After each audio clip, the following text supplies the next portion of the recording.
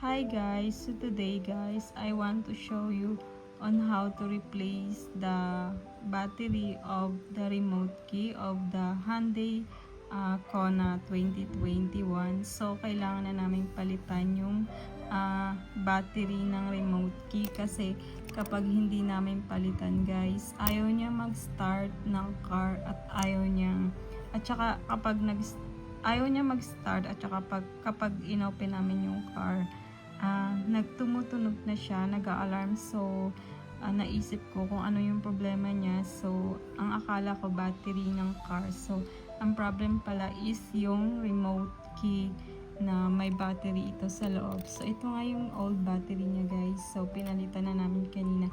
So ipapakita ko sa inyo kung paano palitan yung battery. So this is the old battery. So binili namin yung new battery sa halagang 150 pesos. So dalawa yun. So 300. So yun. Ipapakita ko na kung paano buksan. And yun lang.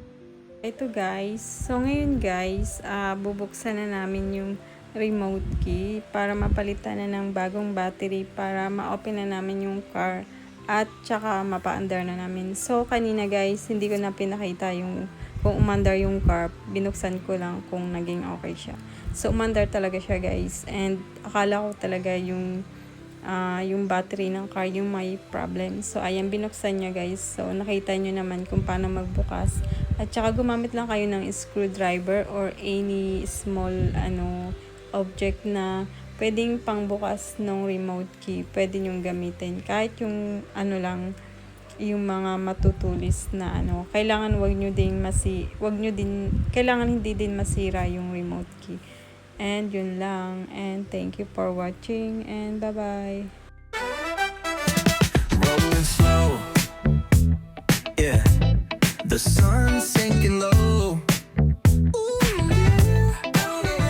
Hitting up the boulevard, see the palm trees glow. Caddy drop top, got the rims on shine. West Coast living where it's always fine. Barbecue grilling, got the smoke in the air. Neighbors pulling up, good vibes everywhere.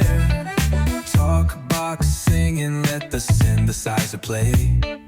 Grooving through the block like it's a Saturday.